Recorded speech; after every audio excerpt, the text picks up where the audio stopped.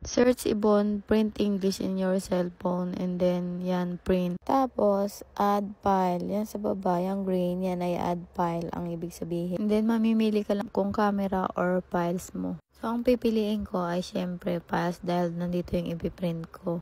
Tapos, ayan, pag nakapili ka na, mag-a-add na siya doon sa iyong Google Print. Then, punta ka sa 7-Eleven, punta ka dito sa barcode, and then, piliin mo syempre yung barcode ulit. Tapos, pag pinindot mo yan, lalabas yung QR code. Tapos, ilalagay mo doon yung cellphone mo na may QR code na. And then, click mo yan sa baba, okay. Tapos, wait mo lang na lumabas yung print.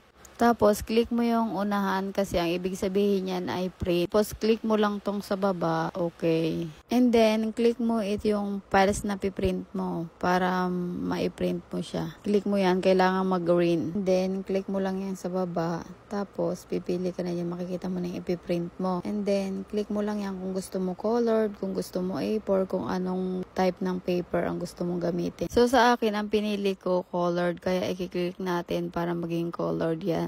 And then, click mo lang yan sa baba. And then, lalabas na yan yung total ng babayaran mo sa 7-Eleven. Click mo lang yung red na yan sa baba. And then, magre-read na siya. At magpiprint na. Hintayin mo na lang yung printer. Yan, dito sa printer naman, makikita mo loading na siya. Kaya yan, nagpiprint na siya. Tapos, kukunin mo na yan. Lalabas yung resibo mo. At yung resibo na yan, yan yung babayaran mo sa counter ng 7-Eleven. So, ayun, ganun lang kadali mag-print sa 7-Eleven. Ganun lang kadali mag-print dito sa 7-Eleven. At sana nakatulong ito sa inyo, guys.